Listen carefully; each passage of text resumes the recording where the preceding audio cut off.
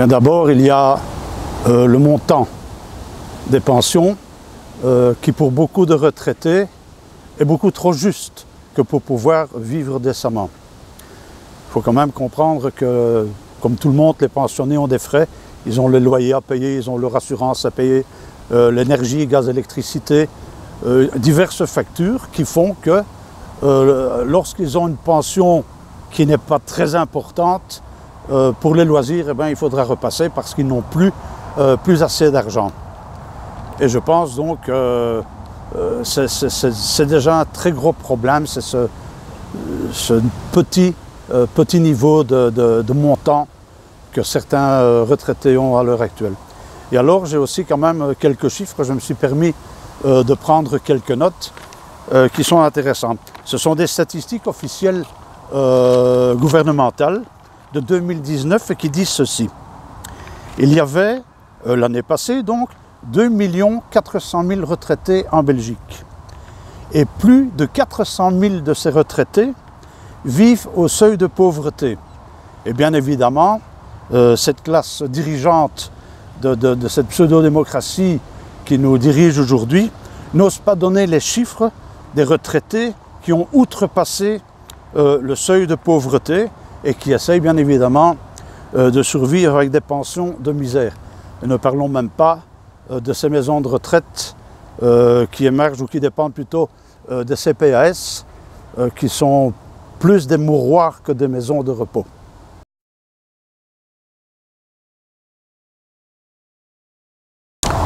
Si l'on tient compte de ce que l'actualité nous dit, par exemple, des homes où il y a eu de la maltraitance, si on tient compte de l'histoire du Covid-19, où les maisons de retraite se sont retrouvées sans moyens, avec quasiment aucun matériel, ni pour le personnel, ni même pour les personnes atteintes, qui ont quand même fait, il faut le rappeler, des milliers de morts dans nos maisons de retraite en Belgique. Je pense que là, on peut dire qu'il y a un manque de considération pour les personnes âgées. Il y a aujourd'hui, parmi la classe dirigeante, et notamment dans une certaine gauche, des gens qui pensent que les vieux coûtent trop cher.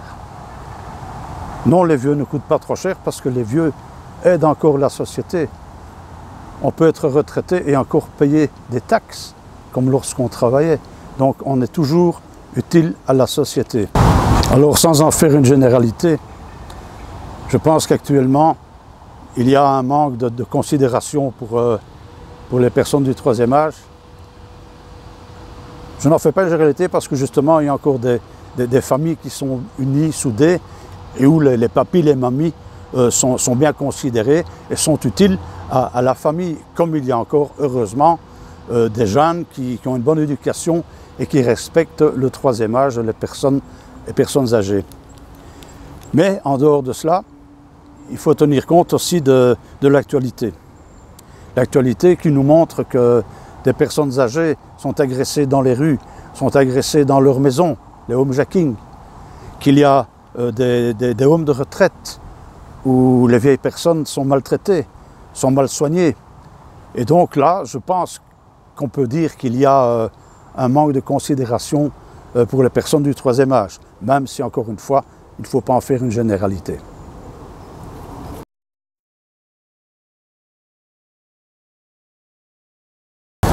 Oui, en effet, il y a quelques points intéressants dans le programme de Nation.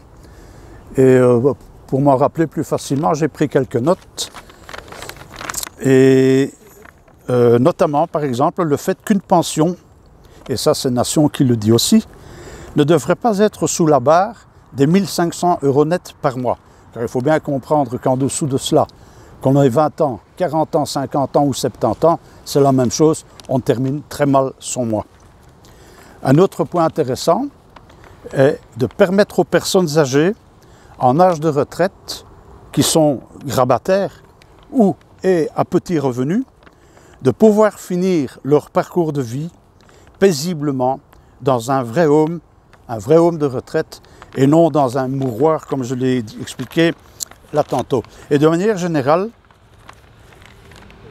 il faudrait que, comme Nation le propose, défendre le principe selon lequel le système de retraite doit reposer sur la solidarité entre générations et assurer un niveau suffisant pour vivre.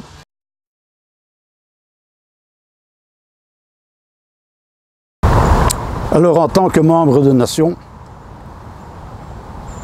ce que je peux dire, c'est que je vous conseille à toutes et à tous, si vous ne nous connaissez pas, c'est de lire notre programme.